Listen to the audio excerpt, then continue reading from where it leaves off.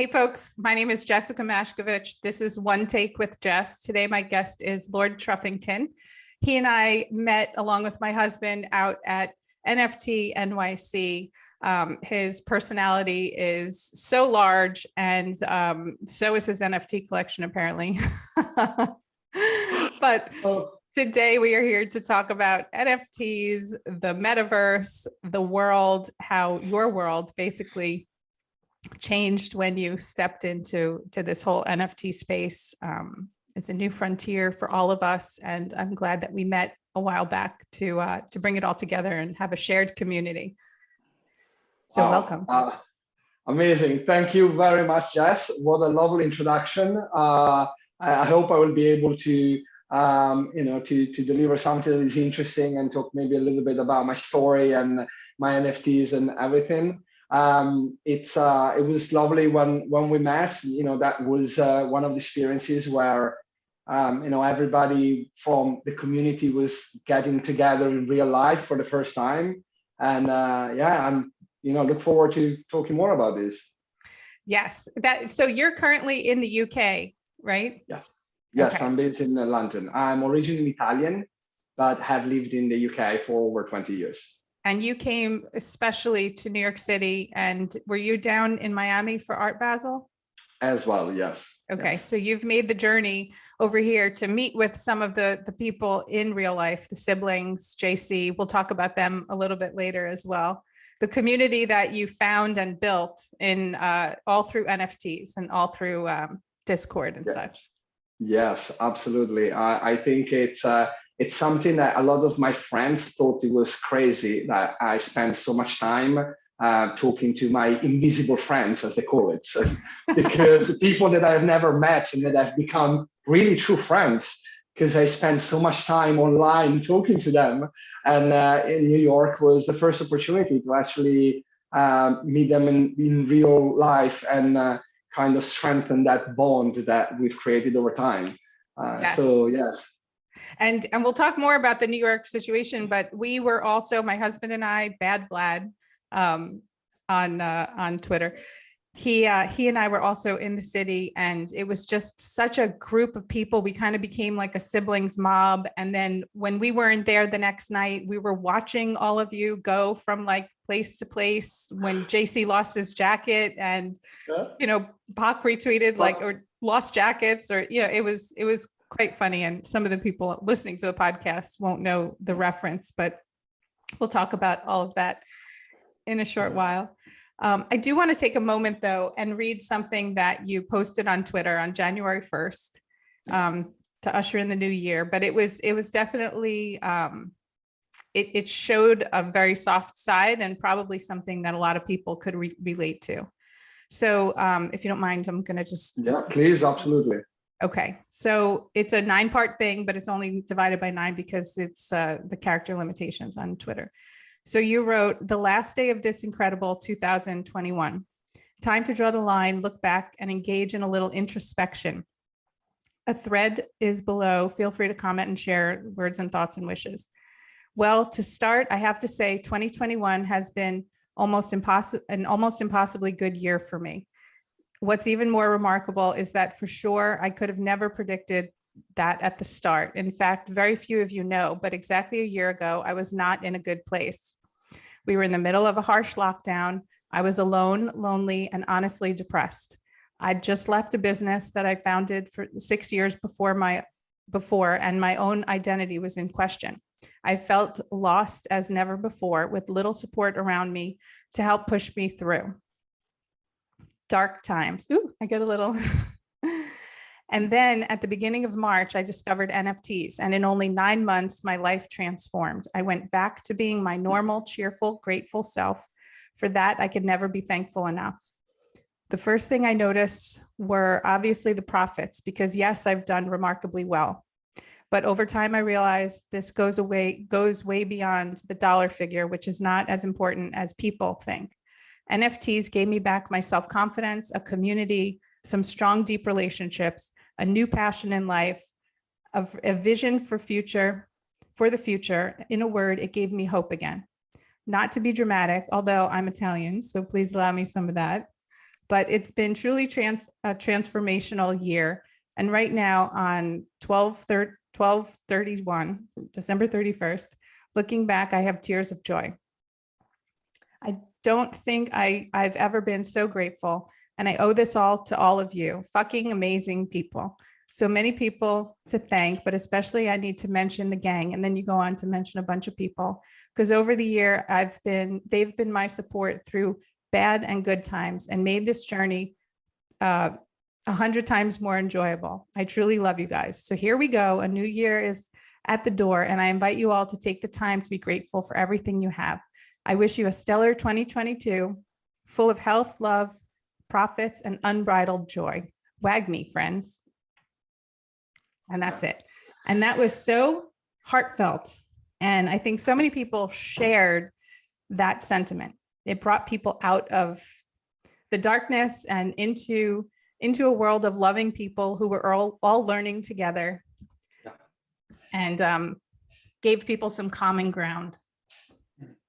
Oh, thanks for reading that. I remember, I mean, it was only a few weeks ago, but I remember writing it, and I remember, the feeling and the sentiment behind, because it's something that I almost on a daily basis feel.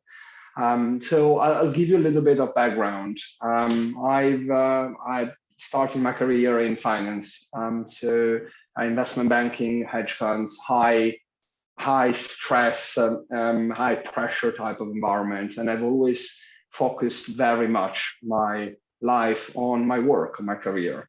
And now the first thing that creates is a very strong attachment of your own identity and who you think you are, who you look at yourself as, with what you do, with your job.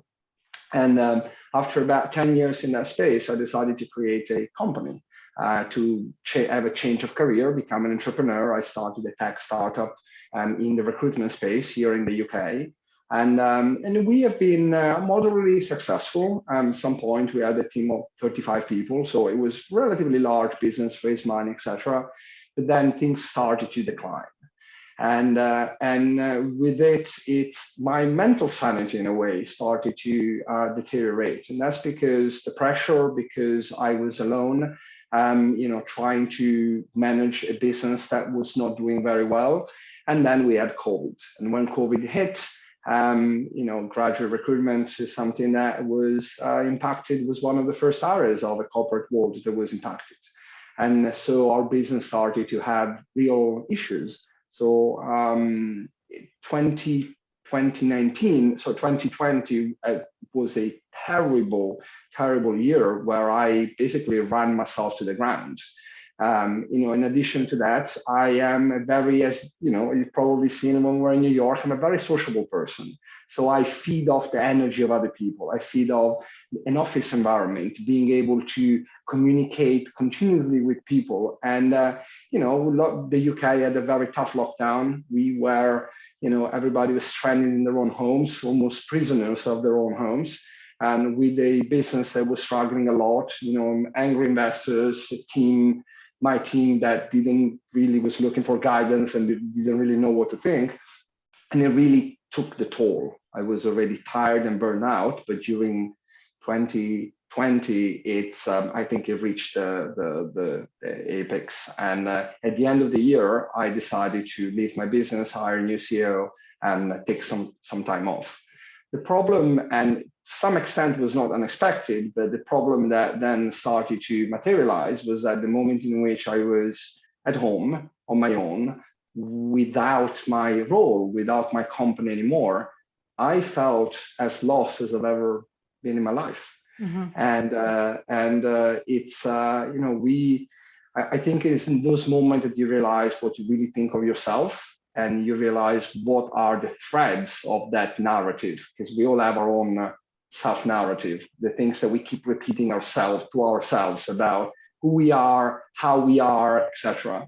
And the moment in which I didn't have my business anymore, I was not the founder and CEO of a business anymore. I was, just no one in a room, locked in a room because I couldn't go out. And it was London in the winter is very bad, raining, and it's dark at 3 p.m. It just hit me like a train. and I was already coming from a very stressful moment from a few years that had been very stressful, and I just collapsed. I felt that I had no more strength to kind of fight and everything, and was as I wrote, unfortunately, I was in a pretty dark place, and I've always thought I'm a resilient person, but there are times where that resilience is tested really a lot. And isn't that interesting? Like, for as strong as we think that we are, all of a sudden we realize a lot of that strength came from other people. You just channeled it through, and then when you're on your own, you realize how vulnerable you absolutely, are. absolutely. And so when I started 2021, I felt, in that thread, there was a word that I think is really pivotal, is hope. I felt I lost hope, and was very difficult.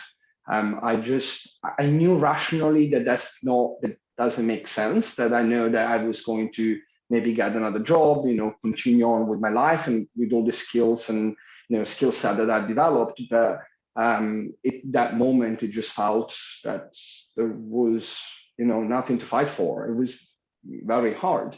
And because I am someone that cannot really sit with his hands under his ass, I was, always interested in other things, in learning new things, in finding, rabbit holes to dive into.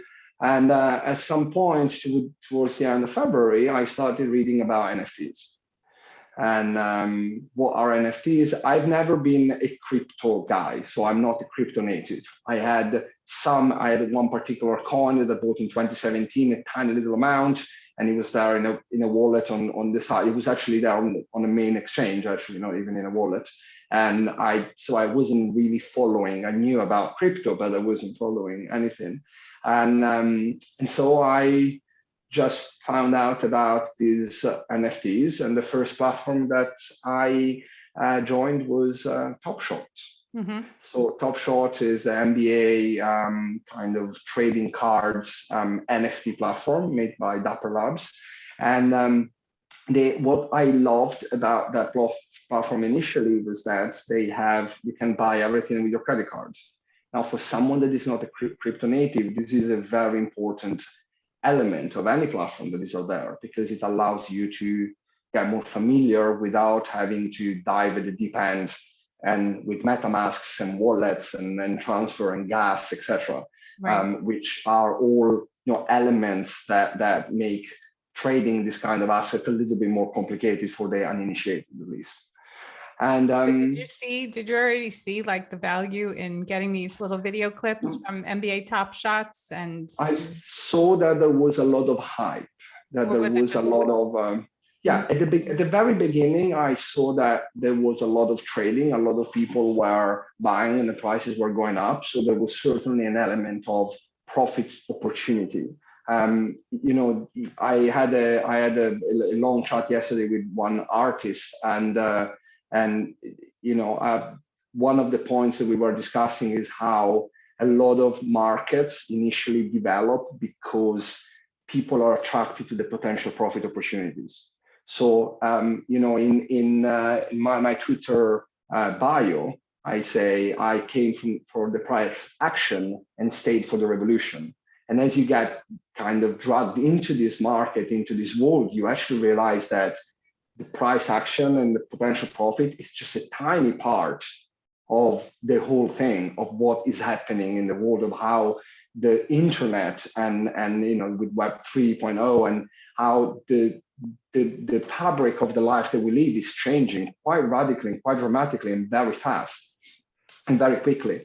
So what were your sources? Where did you, after NBA Top Shots had started and you became involved in it and you started feeling this and seeing this, what you just basically described, what was, where'd you go to, confirm what you were thinking, that you weren't just conjuring this up all alone in your own apartment, in your own head? Absolutely. The doubt was always there a little bit at the beginning, especially. Was that when Lord Truffington was born? What? So the first thing was the first element that I realized when I started kind of trading these basketball cards was the element of community that is inherently attached to this world, to the NFT community, to the NFT space. Now, this is like everything is a market, and the market is made of people and people's behaviors, the psychology of people make the price of something go up and down. Now, because of that, it's a very close-knit community of people that spend time in this space. So within a very short period of time, I started engaging more and more in Discord, which is the kind of the chat platform that most of the community uses, and on Twitter. I already had Lord Truffington as a profile because historically I was playing poker, and so that was my poker name. But for the previous year, but when I started in NFTs, I basically transitioned out of the poker scene and I completely moved into kind of NFTs and start following profiles and start becoming a lot more active on Twitter and these Discords. And from there, you just start to realize there's a new world that opens up. Now, NFTs, again, probably in the first few weeks, I was very interested in the profit potential. But then I realized that this is truly a revolution, that what is happening, I truly believe that in 10 years' time, we will not talk about NFTs. It will be like internet. Today, you don't say, I bought a flight on the internet. You buy it on a platform that is built on internet, that works, that you access through internet.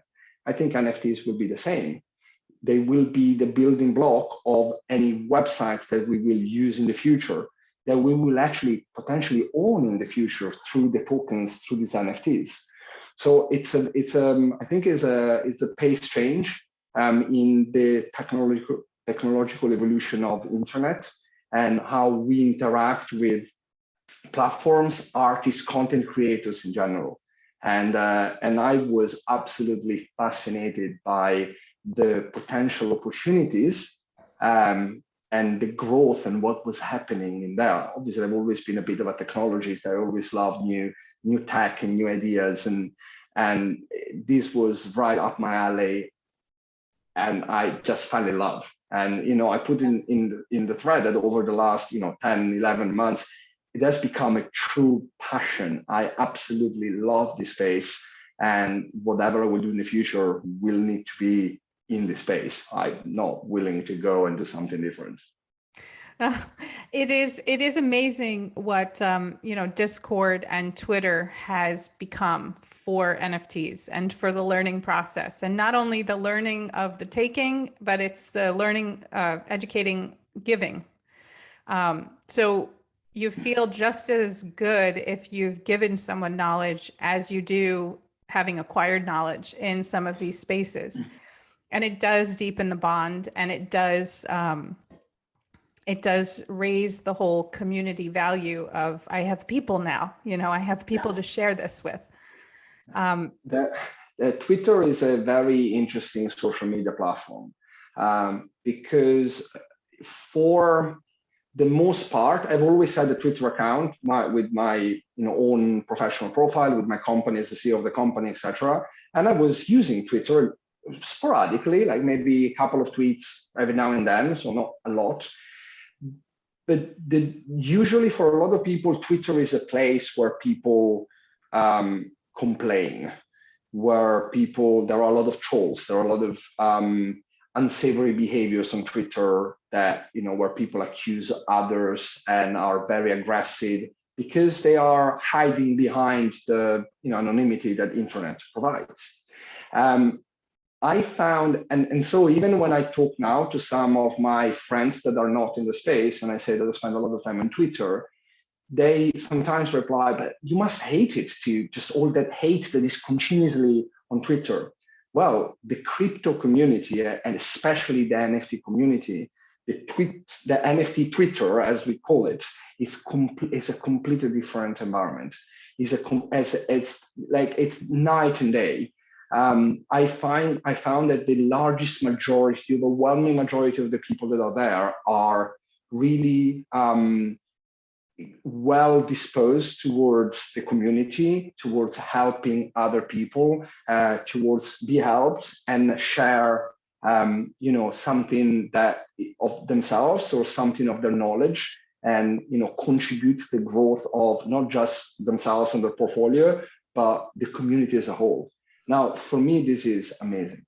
Yeah. And the whole aspect of Twitter Spaces is, Clubhouse was there right before Twitter Spaces came out, and Clubhouse itself also was a game changer with the pandemic. You were now hearing voices, which is almost like a hug, to hear a voice and to have a conversation in a very unjudgmental environment was great. So in even the Twitter being so harsh in terms of people setting up a quick soapbox and screaming something out that was very unsavory, and then quickly picking up their soapbox and they're out of there. The Twitter Spaces is it's audio. It's speaking. It's regulated. If someone says something that doesn't ring right to the group kind of tilts their head in a weird way and says, you know what, I don't think you're behaving well. So there is some back to real life disciplinary actions for unsavory comments. So I think that's the best thing that did happen to Twitter, the community, as well as the audio side of things, which are kind of keeping people a little bit more in line. I will give you a couple of examples about how Twitter and Twitter Spaces are actually helping shaping this space. So there is a sort of trend, I call it trend, that there are a lot of acronyms in this space. And one acronym that has become widely used is GM, which really simply means good morning. So when you go on Twitter at any point of the day, because it's a global community, you have people that will just, from the community, that will just go on Twitter and tweet GM. And they will have hundreds of replies of other people saying GM to you, my friend.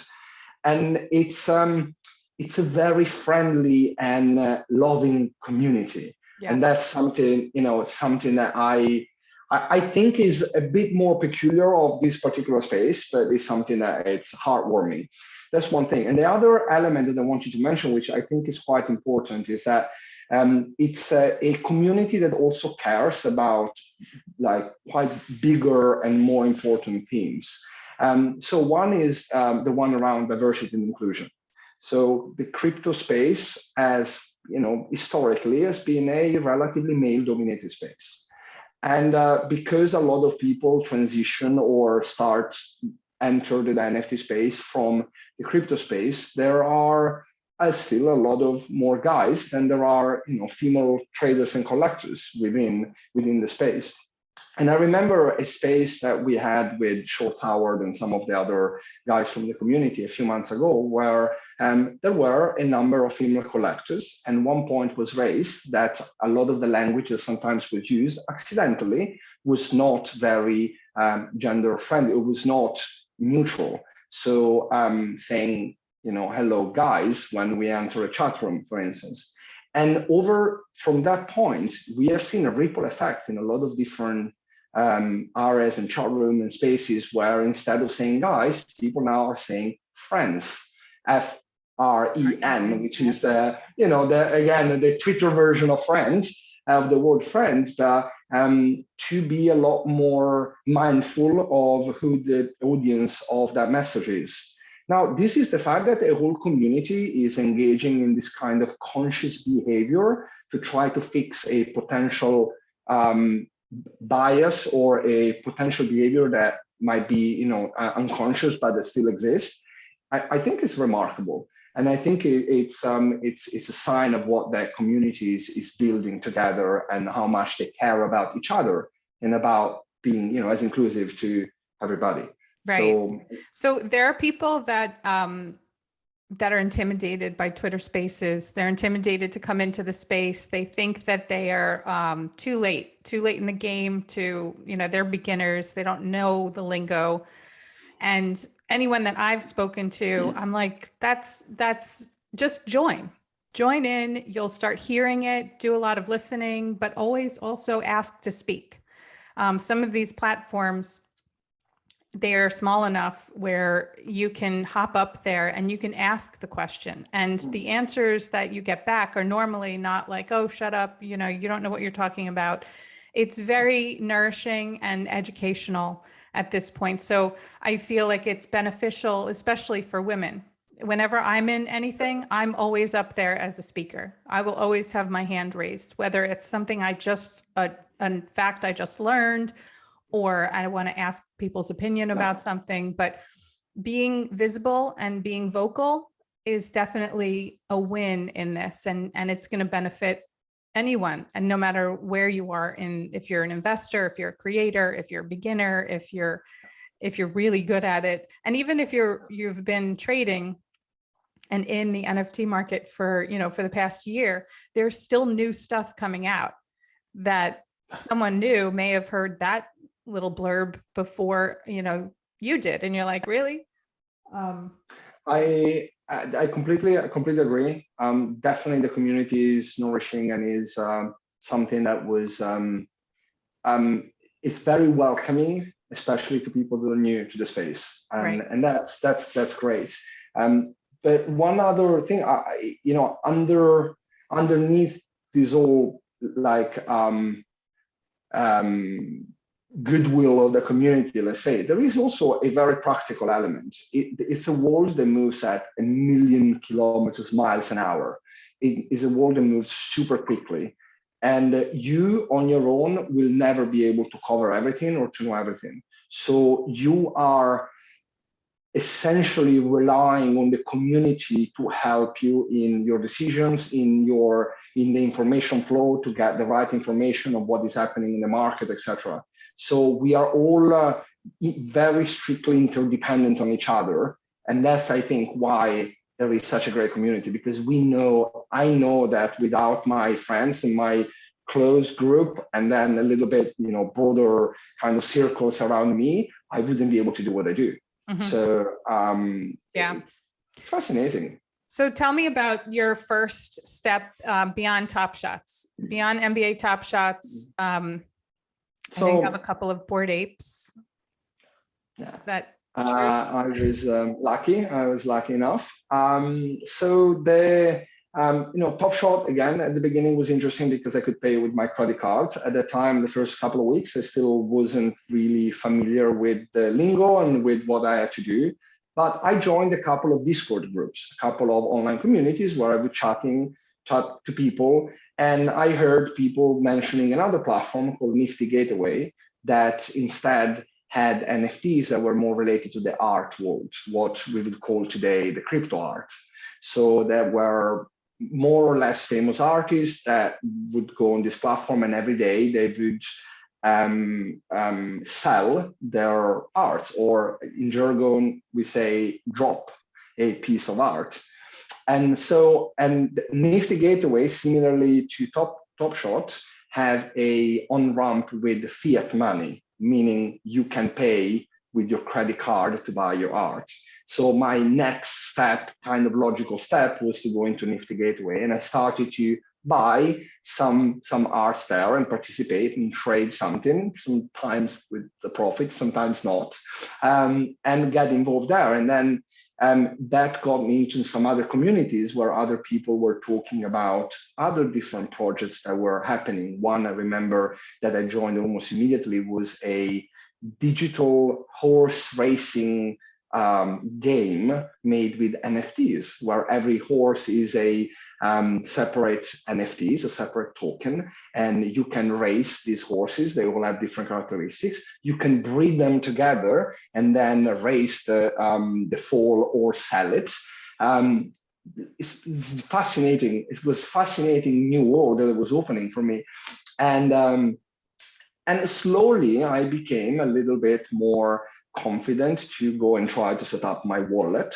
So I think within the first month, I set up my MetaMask, which is your browser extension that acts as a wallet where you keep your tokens and your coins and everything, and started to become a bit more familiar. You know, I was lucky that I did this full time from the beginning. So when you spend 12 hours a day, you know, talking to people, you pick up things relatively quickly. So after a month, I felt already, yeah, and I had a certain degree of confidence in what I was doing, and I, you know, started to do it. And then the market continued to grow and grow.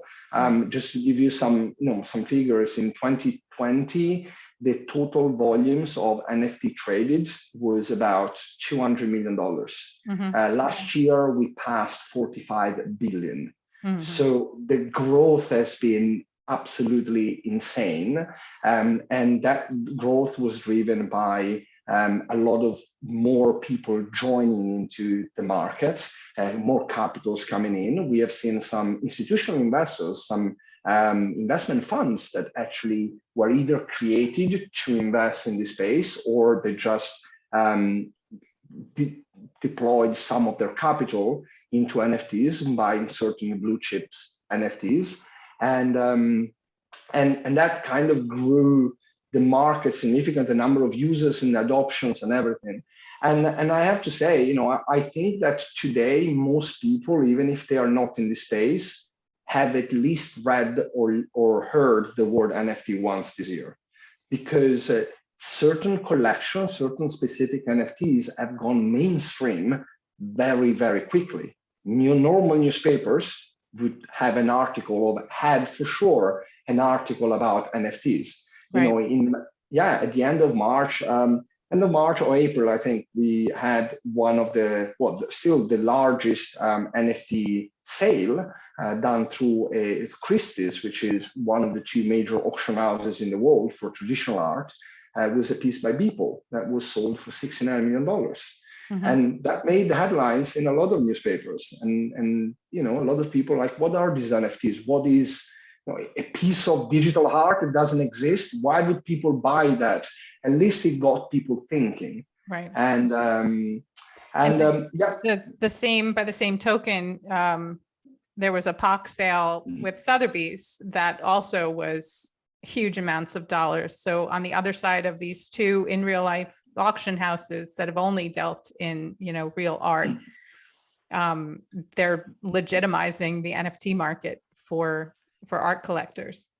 And that was a pivotal moment in my collection history and my history as a collector.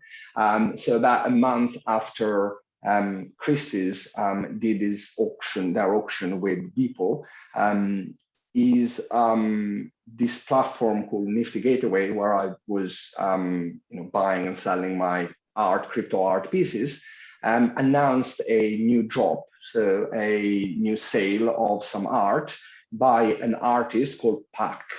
And I admit at the time I had no idea who this artist was.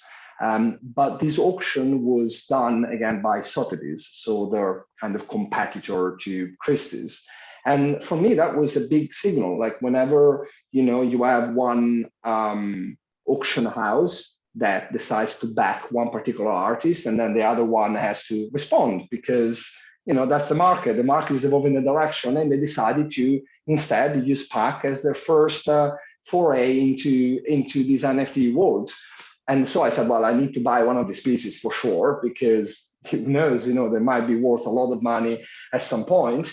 And I follow a rule, which I don't necessarily will recommend people always to do, but dip your toes into something, get involved, buy something small. And the fact that you've bought it will make you a lot more willing to learn more, because you already have, you know, a stake, some skin in the game. So I bought one, and then I started reading a lot about these. It was a small purchase at the time. It was one cube was called, and it was for $500. So it was not a large purchase, but I started then reading about it, and I discovered a community that was very supportive of this artist, called NFT Siblings, and I started joining the community. That was it was a nascent community. It was very small. When I joined, probably we were about 100 people. I would be surprised if we were more than 100.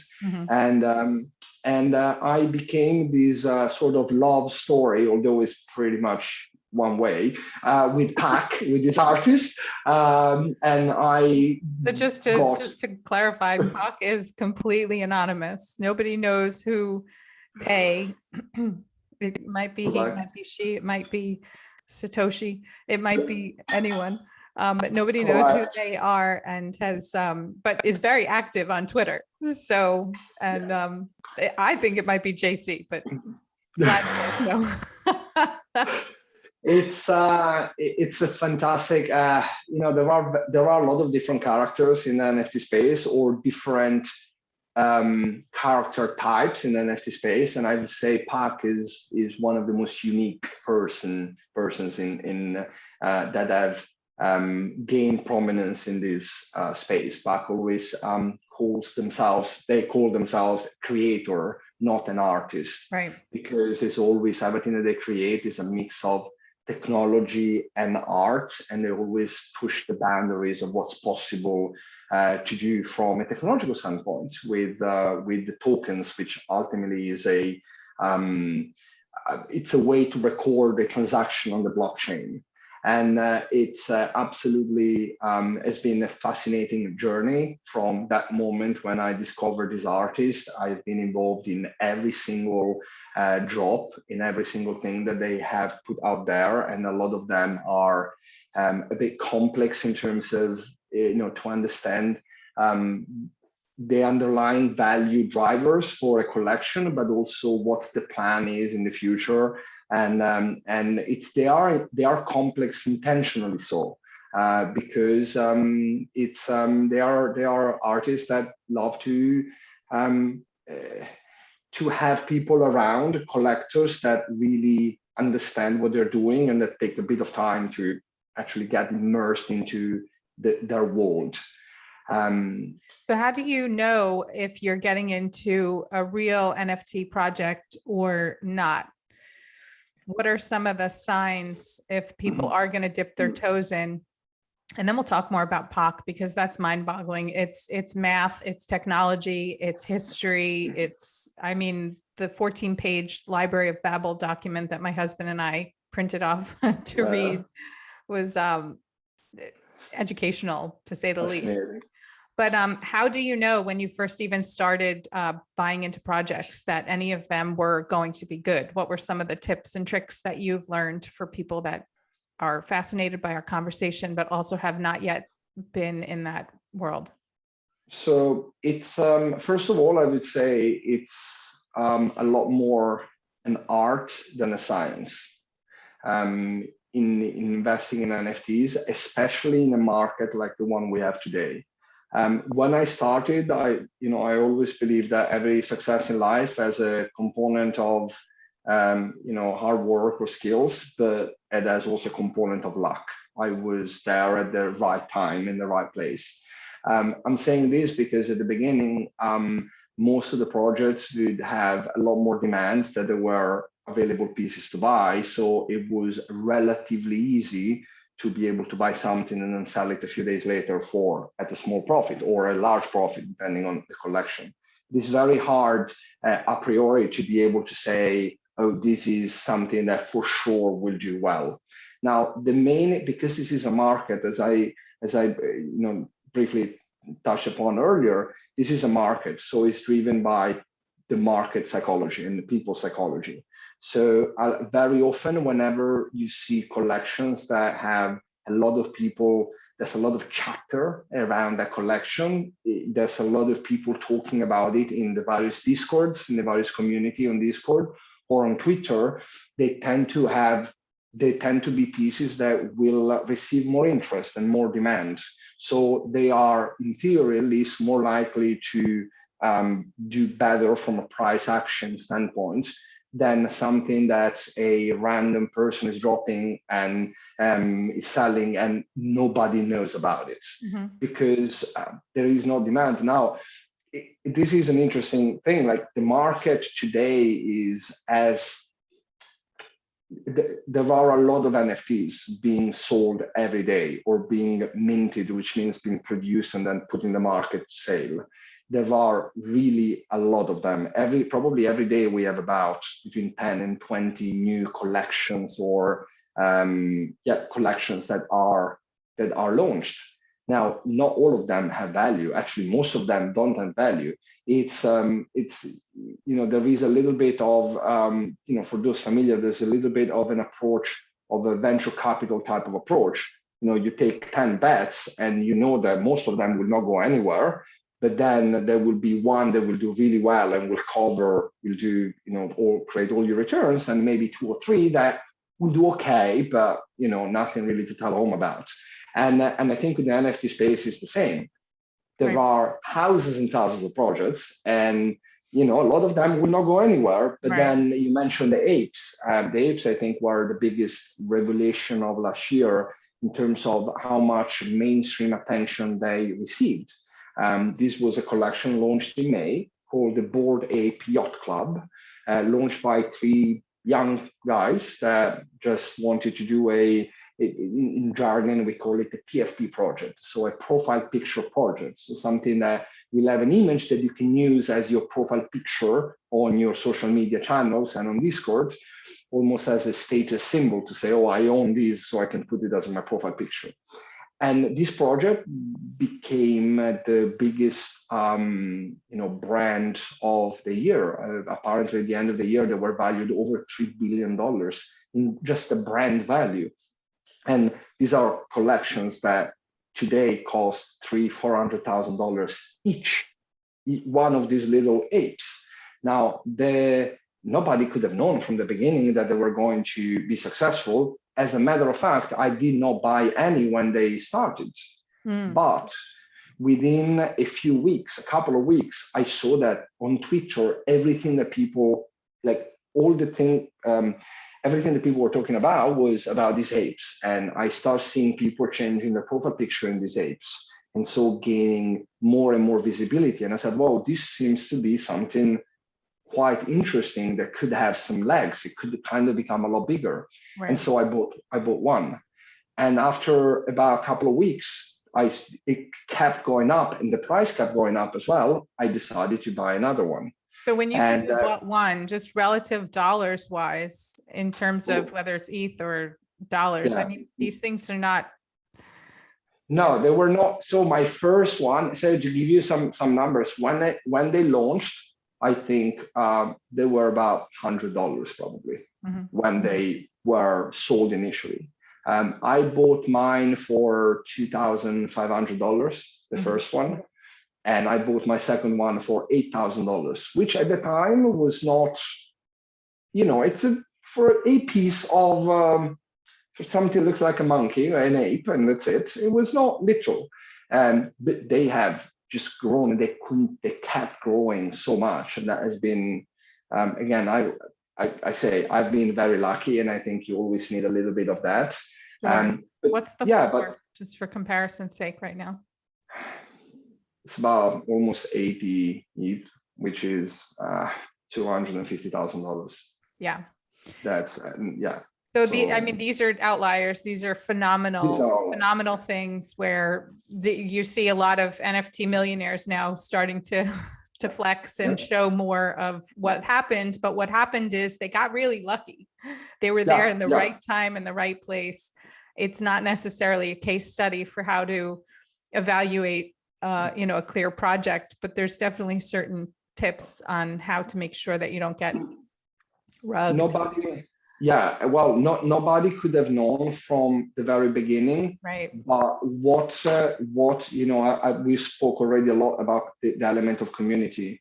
What BAYC have done is building a community of people that wanted to build on top of these images of these apes. So whether it's a new NFT platform that they are called derivatives drops, so that takes the image and maybe changes some elements and drops it as a derivative of the BAYC, whether it's people using their apes, because when you buy an NFT, in most of the cases, you have full IP ownership of that image.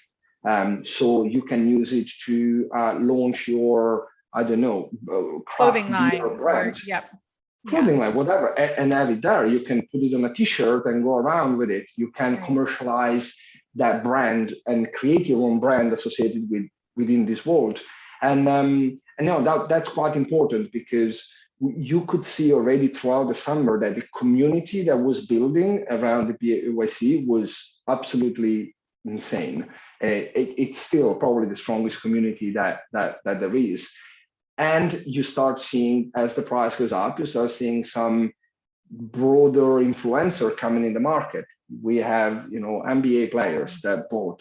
Recently Eminem bought an ape. Yeah, and Jimmy Fallon also. Jimmy Fallon bought one, and he actually had an interview with People. And during the interview, like a month ago, he admitted that he had bought one. And for a short period of time, he changed his profile picture on Twitter, where he has 50 million followers, right, with ape. So there is luck in getting there the first time, but a lot of people have sold it very early on and just got a bit of profit and moved on.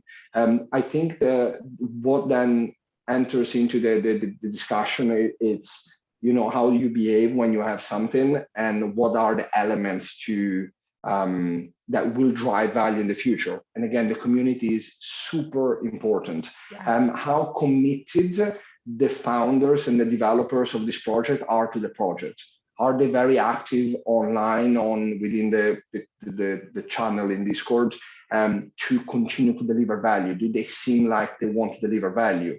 Again, Pac is an example of an artist, of a creator that is absolutely laser focused on continuing to create value for their collectors. And this is why that's the difference between something that will have an investment opportunity value or a return on investment expectation, a good ROI expectation, and other projects that instead, are a little bit less, less likely to succeed. Now, I just want to add one final thing about this last thing I said. I bought a lot of pieces of art because I like them, not because I want to trade them, not because of the profit opportunity. I bought, actually, it's not ready yet, but I have a print here behind me. I'm going to put these 3 big prints of 3 NFTs by a Canadian artist that I absolutely love. And I fell in love with her images, and they're all cubist paintings that she put digitally. And I love them. So not everything is just bought for a profit. And we're not just, hyenas that needs to just make profit and sell and sell. Right. I am a collector as well. As a purchaser of her art, you are also making sure that because she sold it as an NFT, you're also making sure, hopefully she wrote this in her smart contract originally, that she is perpetually getting royalties, which is something that, just as a sidebar here, the NFT market has really created opportunity for revenue stream down the line for artists. Sometimes an artist would create a work of art, they'd sell it for $200. It would go at auction possibly 5 years later for $4.5 million. And the artist would see nothing of that. There had been a law or something enacted way back actually in the UK, which really wasn't enforced too often, that an artist could get residual royalties on pieces that had exchanged hands in the secondary market, but it didn't work out at all much. And that was tried again in California for a very short period of time in the 70s. And that too didn't work out well. So NFTs has really opened up the opportunity for creators to be able to sell their art and continue to get royalties as people love it and grow it and, make more in the secondary market. So I'm sure that the piece that's going to be behind you is going to be also a reminder that this person is going to be benefiting. I like this point that you just mentioned. I didn't know actually about the UK law and the trial in California. The traditional art world is very difficult. This point that you mentioned, I think, is a fundamental, it's such an important point, because the NFT market has given the opportunity to a lot of very talented and passionate artists to start making a living by following their passion and doing what they love. A lot of artists are part-time. They have a normal, 9-to-5 job, and then in the evening and the weekends, they do their art. Now, NFTs have opened the audience to which they can market and sell their products, and has created a revenue stream in the form of royalties over time for the artwork that they have created.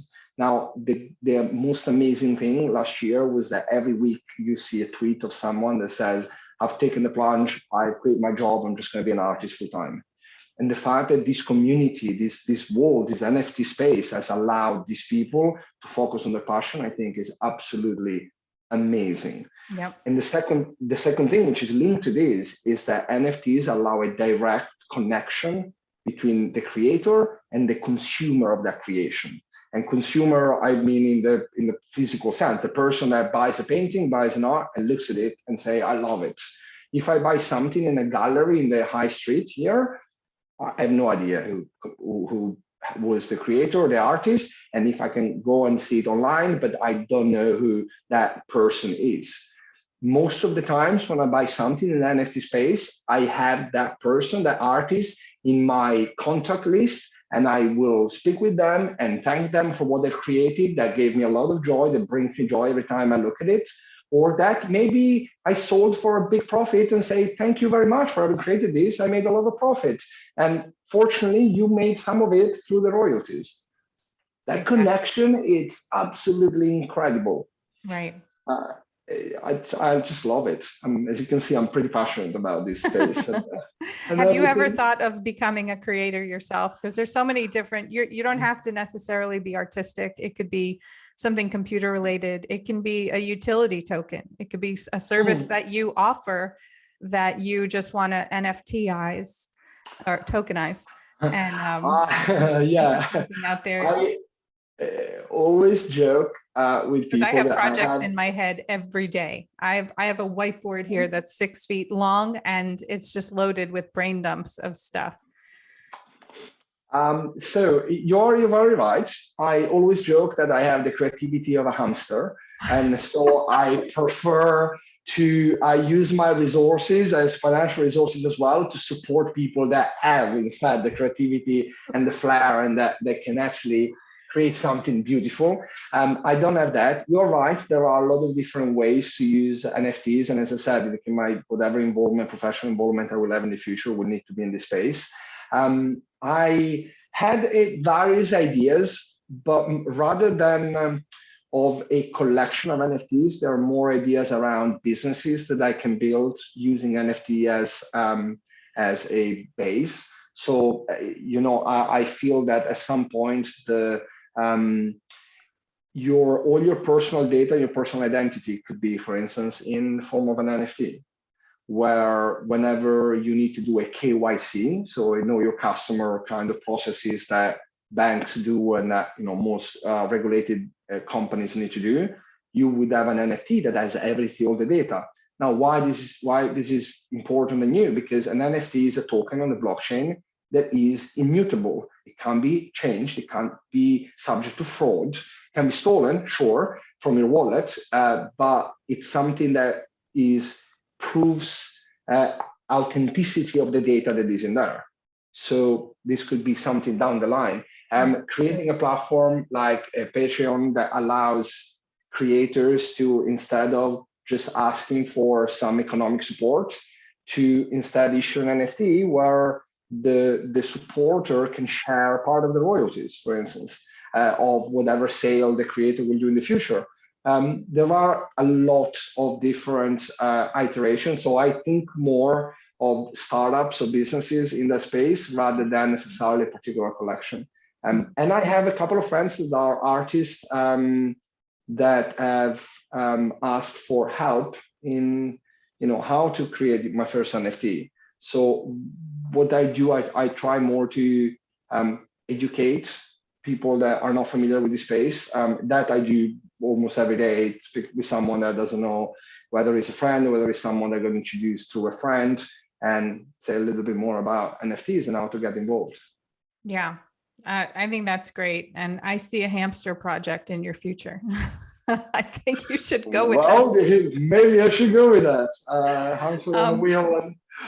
Have people collateralized Bored Apes? So say for the value of, if it is $250,000 and you have 3 of them, Are people using that as collateral to take financing and live their lives, basically, pay their rent or start a new business? Or it's very early stage. So the DeFi world, DeFi stands for decentralized finance, world that has been flourishing since 2019,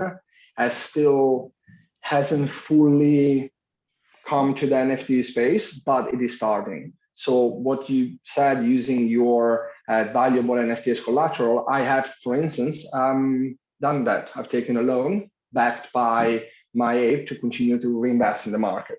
The fact is that they are still very few and far in between platforms. So it's not very easily accessible. You need to have a very specific type of very high value NFTs. And also the terms are they're not amazing. They're very expensive compared to a normal loan, that the consumer loan that you get from a bank. I would assume because the collateral itself is very subject to change. Correct. So, the moment. But if you remain in the space, like for me, it was something that made sense because I know how to kind of try to generate, or have an idea of how to try to generate more returns on what I have. So that's something that that for me worked. I think it will come more and more. And I think, in a few years' time, we will definitely see a lot more of this collateralization at rates that are a lot more normal as the market stabilizes a little bit more. Even like the prices, etc. Yeah. Sure. So do you, the two communities, are these the two communities that you're most entrenched in? Are the Bored Ape Yacht Club and the POC community, are these the two largest communities for you? And if so, how are they different? So no, the BAYC is like, I'm not very active in their particular Discord. We have different groups. So there is a group of ape owners in the UK, and there are other, like I'm more active in other communities that are more NFT related, broadly speaking, not necessarily project related, apart from PAC. PAC has a Discord, as a community, and there I am a very active member and participate to all the spaces, the Twitter spaces, and all the shows and everything.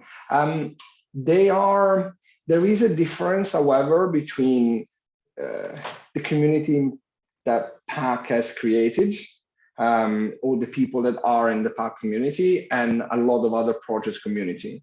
And I think it relates a lot more with the time horizon of the people involved in the project, of the collectors, and the time horizon to realize a profit or to sell. A lot of collections are still very profit driven. So people are active when there is a pump, when the price goes up, because they're making some money, and they actually care a lot more and are super judgmental when things don't go right. Now, PAC is someone that have always told all their collectors not to focus in the short term and look at the big picture and the vision of what they are trying to do. So by definition, people that are very short term focused tend to be weed out, very quickly, because they're called in jargon again, paper hands. So they would, as opposed to diamond hands, which is someone that holds a piece and never sells it. And so they tend to get out of the community very quickly, because they buy something and they sell it for a little profit and that's it. While a lot of people that are involved with PAC are long-term collectors that are there for the long haul, that believe in the vision of what PAC is trying to do. And so let's talk about that for a little bit, because let's talk about that. Yes, I mean now we're going to shift gears, if that's okay. The PAC ecosystem. PAC ecosystem. It's Ash amazing. only. Like where? This is its own world. This new world has its own world, and correct. I think we have seen just a glimpse of whatever is going to come from PAC. There is obviously a genius mind behind, and probably is a team that supports them. It's not just one person, but there is definitely genius behind everything that has happened in the last year, the pack has done in the last year. So we mentioned earlier the first drop that happened in, I think it was early May, with Sotheby's. That drop was called the Fungible. It was a series of cubes that look like cubes and spin. They're really nice. And you could buy as many of them as you wanted, and you would receive them in different forms. So if you buy 5, you would receive 1 5 cube. If you buy 6, you would receive a single cube and a 5 cube, etc. So always the lowest number of tokens possible based on how many you bought. Now, what was super interesting about the drop is that contextually to the drop, it was announced that PAC was creating a new currency. So a new cryptocurrency, people are familiar with Bitcoin, Ethereum, and I don't know, Cardano, Algorand. So these are all different currencies. And PAC was creating a new currency, so a new token called Ash. And the aptly named Ash could only be obtained by burning a piece of art created by PAC. Now, in this case, the cubes are and remain for a while the cheapest piece that you can burn for Ash. And you go to the website, you connect your wallet, and if you have a cube, you can decide to burn it. And in return, you get Ash. So just to pause here for 1 second, this is so emotional because now you've bought something and you're going to burn it and you're going to get something called Ash and you don't know what it is. And if you burn 1 cube, or if you bought 5 cubes, your 5 cube is a 1 cube, and it gives you as much Ash as your 1 cube. And it's Correct. like, what is going on here? Who's screwing Correct. with my brain? Because this all doesn't make sense in the real world. So already things started to get bizarre. The idea what PAC announced is that Ash would be the pillar of their whole ecosystem, and that the vision for Ash is to become the premier currency for top crypto art. So in their vision is that at some point Ash will be used to buy anything that is by top artists in the space that will use Ash to sell their pieces, not Ethereum. Ethereum will be used for other things, but all the big pieces will be, all the most important pieces will be actually purchased with Ash. So Ash becomes the central point of not just the PAC ecosystem, but ideally the kind of fine crypto art world. Now, why it is absolutely fascinating, the concept of burning, is that you will then use Ash to buy another piece of art. And PAC commented like, this is a creation through destructions. So because you can't buy Ash alone. You can't exchange fiat for Ash in the beginning. Today, at the beginning, correct. There is now there is a bit of a market there, so you can, but the number of tokens that are available in the world of Ash are limited. They can't grow unless people burn more pieces. Yes. So if you have a limited amount of Ash, at a certain point, the price is going to go up too much. So it would be better to just burn something that exists. Now, again, the genius thing here is that the collector, me as a collector, I have a choice. This is a recurring theme with anything that PAC does, but I have a choice. Do I value more this piece of art that I have, or do I value more the new piece of art that I want to buy with this Ash? So if I value more the second one, the latter, I will burn my current NFT, get the Ash, and then use the Ash to buy another piece. Now, what this creates, however, is that the more when something gets burned in the NFT terms is actually sent to a burn address.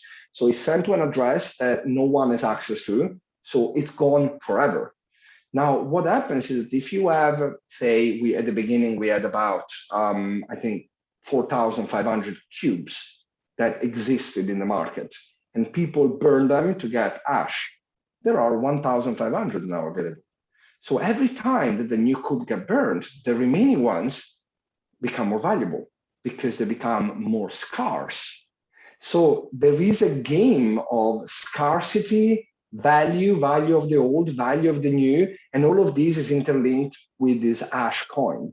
I think it's, again, the more you dive, it's fascinating. The more you dive into PAC's world, the more you realize, again, as I said, there is a genius mind at work behind all of this. And all their subsequent drops have kind of gone around the same theme or have been linked to the same theme. So we had a large collection called Lost Poets, which actually sold almost just short of $69 million in 75 minutes, which is incredible. Right. My husband and I were pulled over on the side of the road, his laptop on his lap. We were tethering from phones, buying poets. Yeah. Should I buy this many? And then, of course, the split-second decision is to buy a few more, on top of that. Of course. Once you click on your number. I have absolutely decided what I was going to spend. I spent it, and within the next probably 20 minutes, I bought twice more. So exactly. That was me with masks. All of a sudden, I double, triple bought more masks. Yeah. I'm like, what did I just do? I had wine also that day.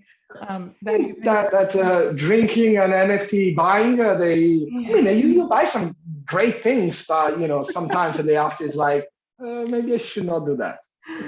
But a lot of what PAC does also is very rooted in computer science and technology, and some of the numbers that seem random for sets or what have you are actually, my son's a computer science major at Penn State. So he was saying how that's some sort of a binary something exponential words that I was not familiar with, but he seemed to have figured that one out.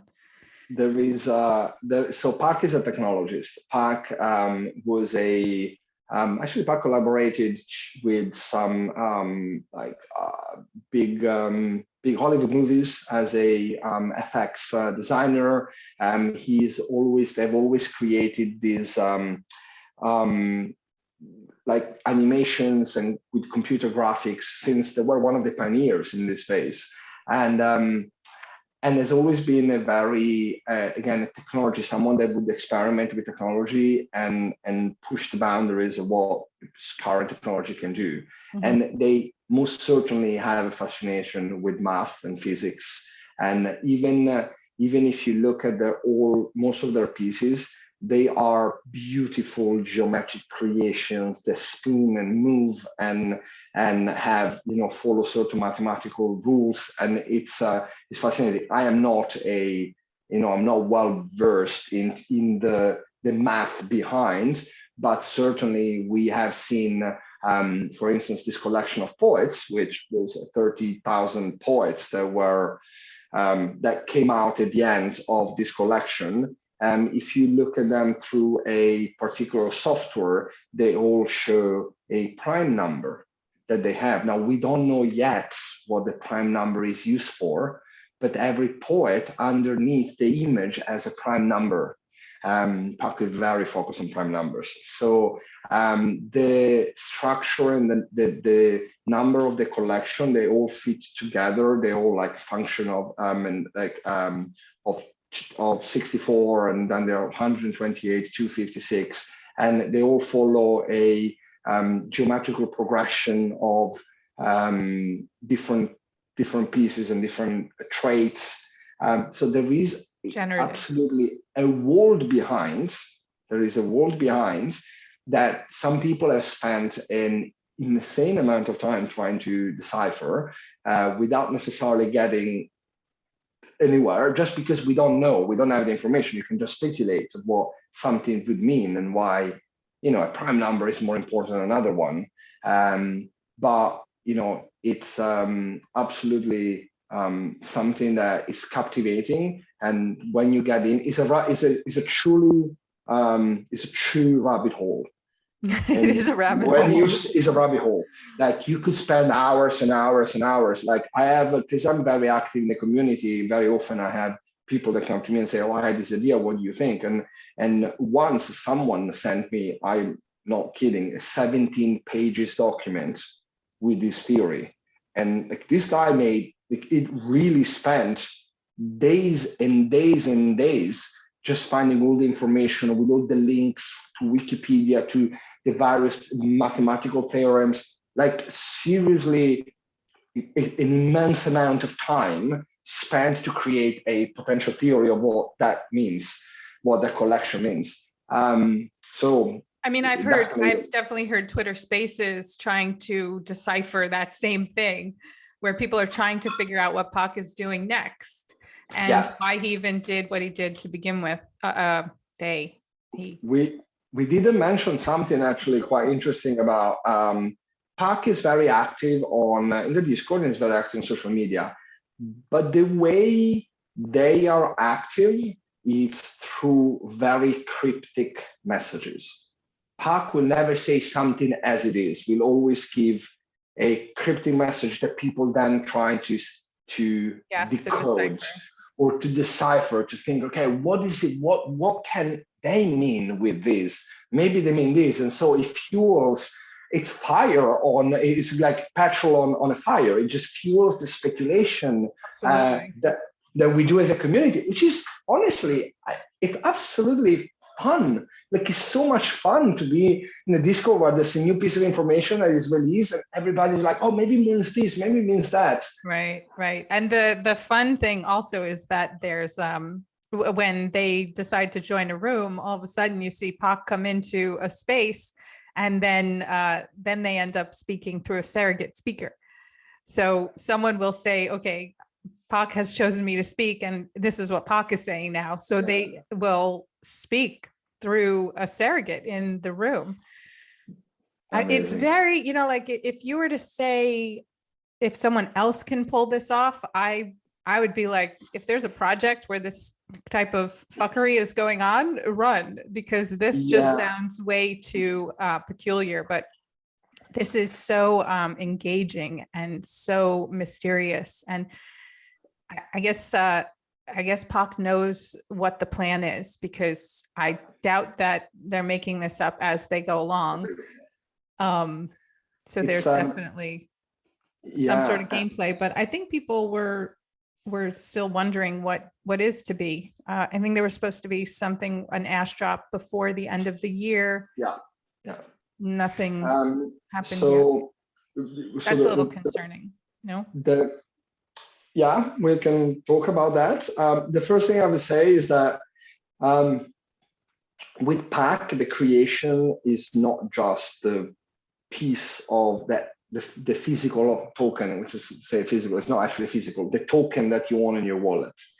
It's everything. It's the design of the project. It's the performance that it's all around the project. I mean, you mentioned earlier about New York.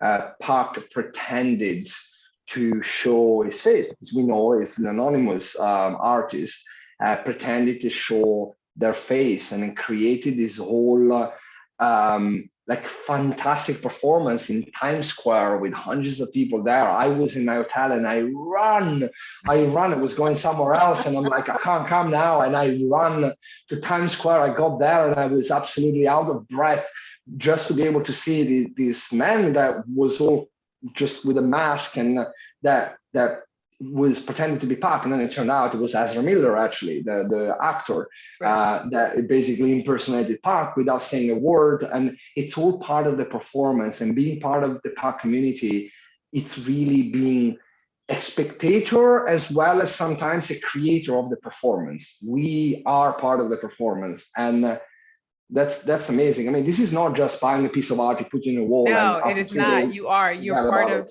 exactly. You are part of the performance. I mean, we were at the same time, my husband and I in New Jersey, sitting on the couch, watching this unfold. We're like, is it? What's the going live stream that JC did. Like, we were wondering if we should up and head into the city. It was, it was amazing. Now, obviously, it's impossible to be always to never receive any sort of criticism. And there have been, in the last few weeks, there have been a few people that have been a bit more vocal about how sometimes PAC seems slow in kind of announcing next phase of a project or not communicating enough about what's happening with the projects. And now I'm one of the moderators in their community, and I always welcome an open discussion as long as it's civilized and people are nice to each other. It's great. Obviously, not everybody thinks in the same way, and some people had a bit of reservations about what was happening. And we were, as you said, we were supposed to have a Nash drop, so a drop that is exclusive for Ash holders that you can only buy using your Ash tokens. And it's a big thing. It's what we've been waiting since Ash was announced in the summer, and we all expected it to be in December based on some hints the PAC gave us, and unfortunately it didn't happen. So now we're all waiting. It's probably happening any day now, or the announcement will happen any day now. But then again, when you take, obviously it might be frustrating if you're expecting something from an artist and it doesn't happen. But when you take a step back, let's take a step forward. Let's imagine in 6 months' time, and we look back. It doesn't matter if that drop was mid-January or mid-December. It will not matter at all. Like, what will matter is that we're part of this. Is performance. It actually, in a way, still generates feelings and emotions, and it doesn't really matter at the end of the day. There will be an Ash drop. There will be pieces produced by PAC with the visual elements that you will be able to buy with your Ash tokens. And actually, we already know that afterwards, we will have between 5 and 10 important artists that will drop their artwork as well in Ash, what is called Ash 2 drop. And we should just kind of sit back and relax and enjoy the journey. It's a journey that PAC is really taking us all on, and Right. just enjoy what's happening. Yeah, and it is always an exercise in patience when it comes to this project. So it's par for the course, I guess, when it comes to this. It's an exercise in patience, especially because the rest of the market moves at a speed, like neck-breaking speed. Like sometimes when I talk to people and to other friends, people outside of my close circle of friends, and I speak about what I do, I collect NFTs, I trade NFTs. I've been doing it for 10 months. People say, okay, 10 months is not a lot. I'm like, no. 10 months in this space is the equivalent of 10 years in a normal job. Like I am online from 8 in the morning from 8 a.m. until 3 a.m. almost every day. I am online non-stop. This is not a job for me. It's something that I love. It's a passion. I never consider it as a job, but I spend way more time than I spend on any job. And everything moves so quickly that whenever PAC says you have to wait a month, it feels like an eternity. And that's why there is an exercise in patience even more, because everything else moves at a much faster speed than normal things. Yeah.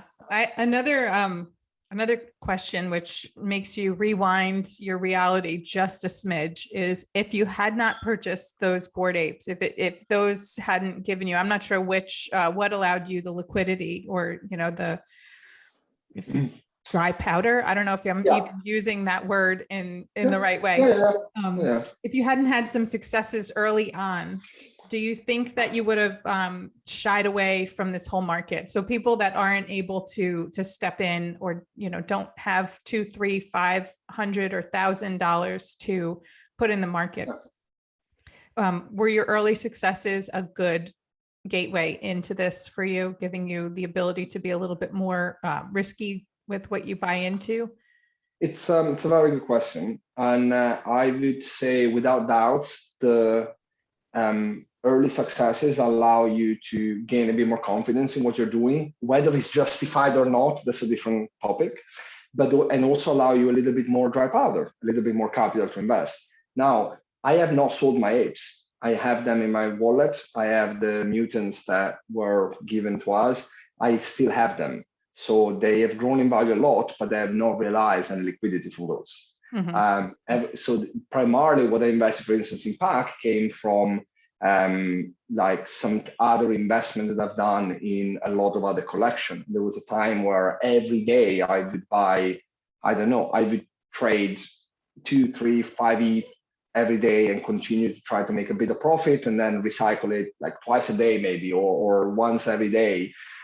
So definitely the profits were an interesting, were a major driver at the beginning, and the fact that I was effectively generating profits made me more able to take more risks, and therefore with risks come rewards often. And at the beginning was a market where, as I said earlier, it's a market that almost, there was a time I think where almost everything you bought would go up a bit.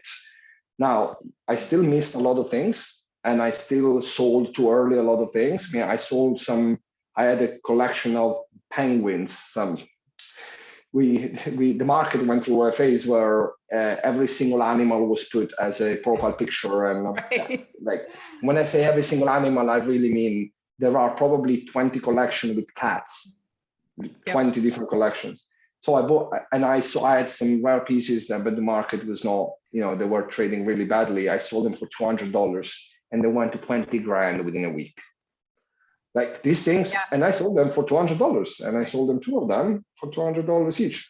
So, these things happen. The market happens like this, but certainly early profits are good. I have invested, I do have to say, at the beginning, I actually have invested a very large portion of what I had, of my investments. I liquidated other investment to put into NFTs. So I really went all in. Financial investments, stocks, financial investment. Yeah, okay. Correct. And I took the conscious decision of making a large investment in this space because I believed that there were short-term profit opportunities and definitely longer-term opportunities, regardless of what might happen in the short term. Sure. So I made a decision. I had a conviction to make those investments and then start trading and growing my portfolio. But yeah, certainly, again, you always need a bit of luck. Yeah. There is, I don't believe the people that think that, I don't think you can say luck has got nothing to do with it in almost anything good that happens. Right. I wonder how many people were invested in GameStop and AMC when Reddit and Discord, shot that to the moon, and then they cashed out and started going into NFTs, because you feel like some of the barriers to entry are the fact that people aren't on Discord or aren't on Reddit. Getting into that has its own learning curve, and people that have been in Discord for a long time are much easier to be able to, see what's going on in the NFT market.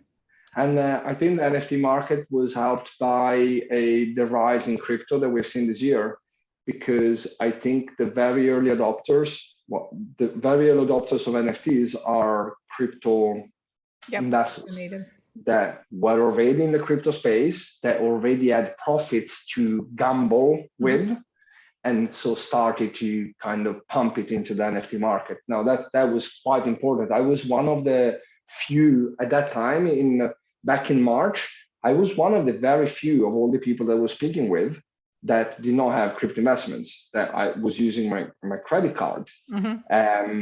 It was not, something that a lot of people did. Now it's common, because I'm almost having new entrant today. Like if you haven't been an NFT yet, so if you were really in crypto, you would be an NFT already.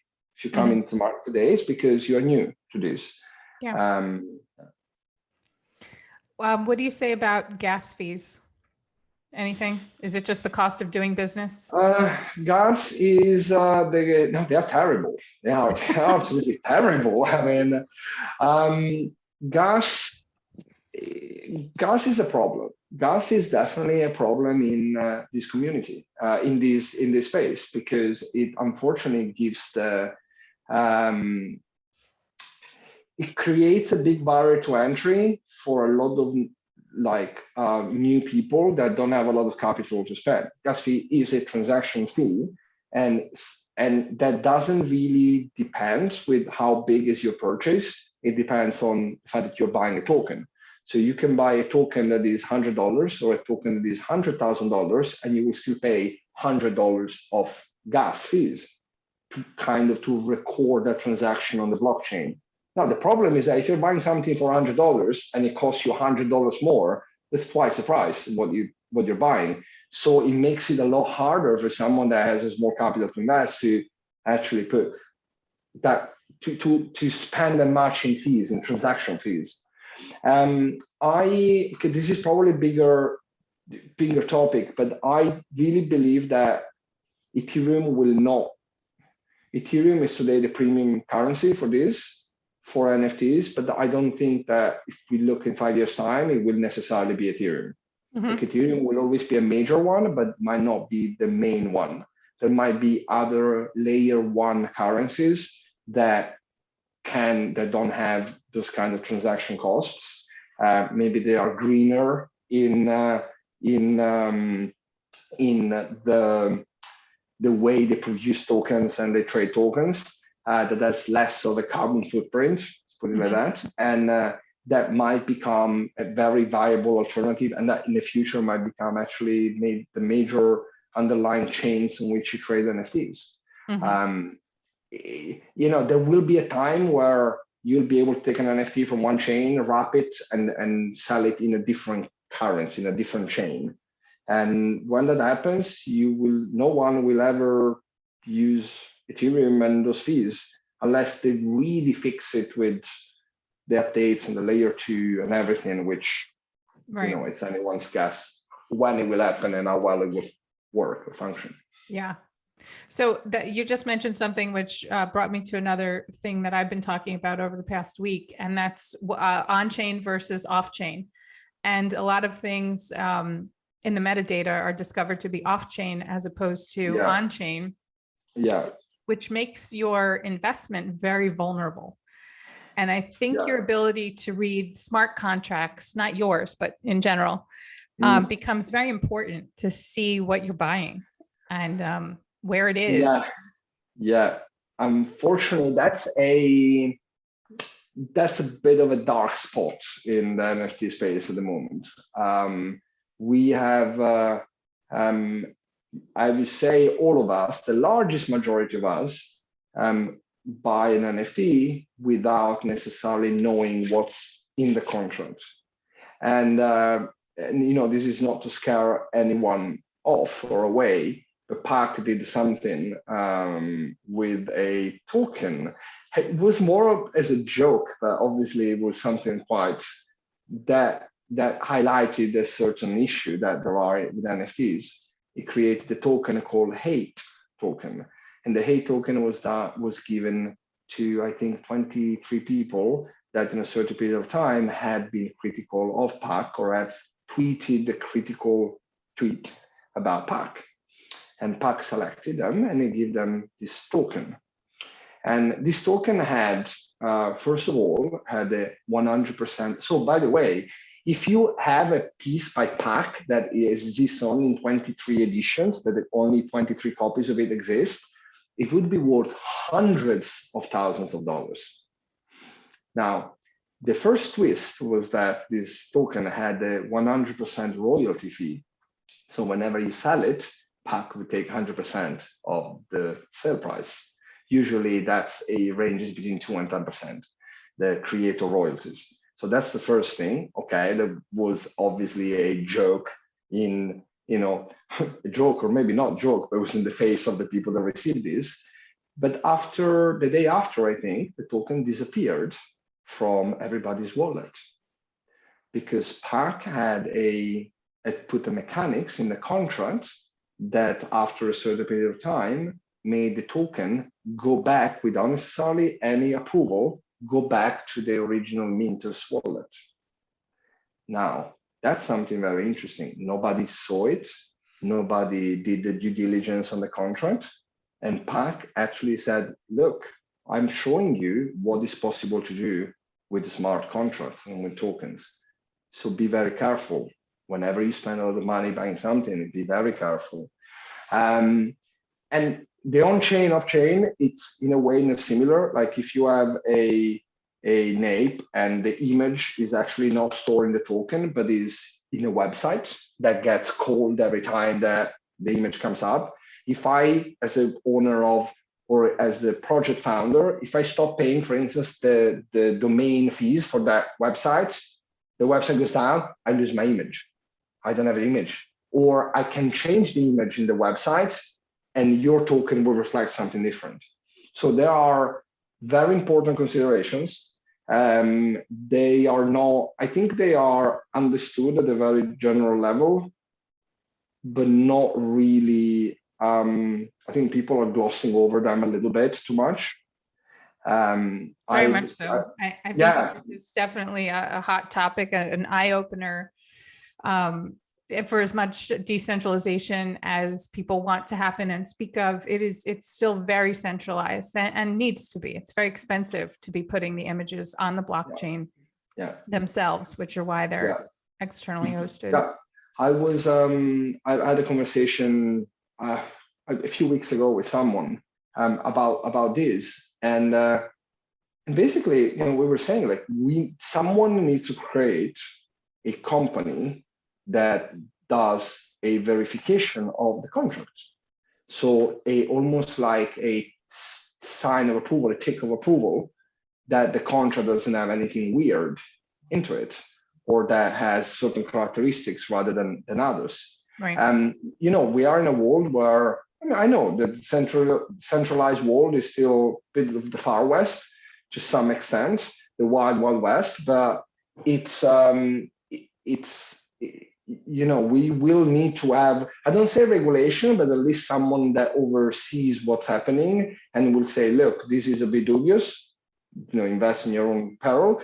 This instead seems to be a lot more correct in the way it is structured, and it doesn't have any backdoor or anything. We will see. I mean, we see what it's called a rug pull.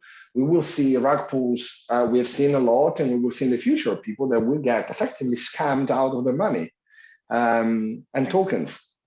It happens, so always be as careful as you can.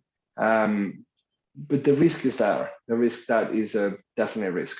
Yes. And as an investor, as my husband and I, and you as well, we're taking a course on smart contracts to see how they're programmed, to read them, to see if we can do anything, which is just, I think, a responsible way to go, and educating yourself.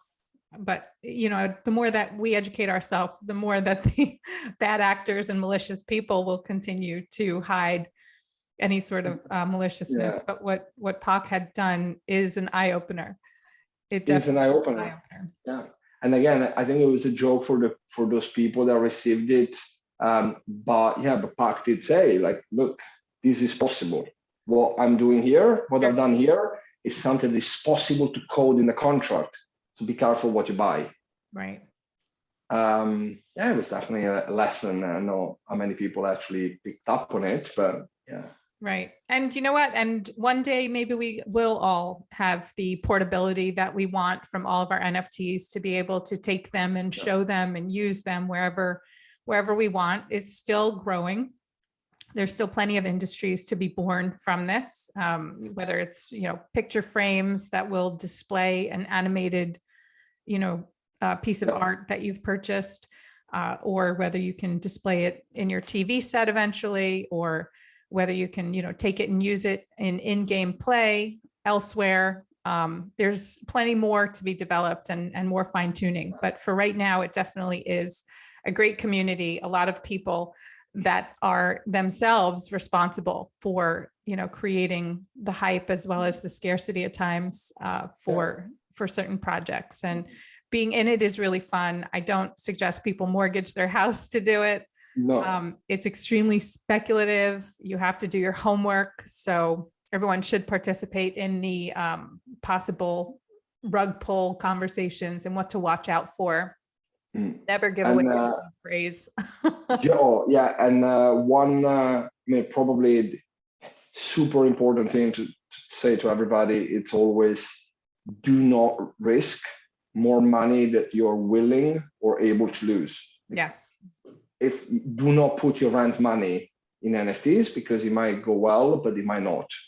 And there's no point in doing that. So always invest whatever and speculate with whatever you can lose, and might be sad, but it's okay. It's not going to impact your livelihood, etc. Yes, So, exactly. Definitely. And for the women out there, get in these communities. Talk to Lord Truffington and the rest of the people that are out there. Everyone, it's a friendly environment. Just educate yourself a little bit and be able to ask smart questions and participate in answers. And the more that women hide from these conversations, the less activity and community that they'll do as well. So, and if you think about it, if you are a woman in the audience and you see another woman talking on the stage, for instance, on this virtual stage, it's I think it's something that creates more that is appreciated, as opposed to just having guys talking out there. So, you could be the one that goes up and talk, not just for you, but also to show everybody else in the audience that there are women that are part of this community and that are active in this community. And again, I found everybody super supportive and inclusive, and everybody's really focused on making it as exclusive as possible. Absolutely. And it was nice to hear that, men are aware that there is a mixed group of people. It's worldwide. Yeah. It's of all races, sexes, nationalities. Yeah. So I think everyone being on their most mindful behavior is appropriate, not really filtering the essence of what is to be said, but, making sure that it's in a respectable way. So I think that's Agreed. Much appreciated all around. No, and needed for sure. Yes, absolutely. So we have to do it. Like, it's not, we just have to do it because it's, I love that element of the community. Yeah. Well, I do thank you for all the time you spent with me and talking about this. This is always a great conversation. I hope people got some learning, some knowledge out of it. Just a day in the life of an NFT collector / creator of the hamster project, coming soon. That will be an Ash only drop. Oh, well, imagine. Jess, it was absolutely a pleasure for me. I truly enjoyed the conversation. It's amazing. Thank you for having me, really. Yes. Anytime you want to come to this side of the pond, is that appropriate to say? Anytime you want to come over to here, you have a place to stay. I appreciate that. Thank you very much. Okie doke. Thank you. I will talk to you on Twitter Spaces probably later today. Absolutely. Indeed. All righty. Thank you. Take care. Bye. Bye-bye.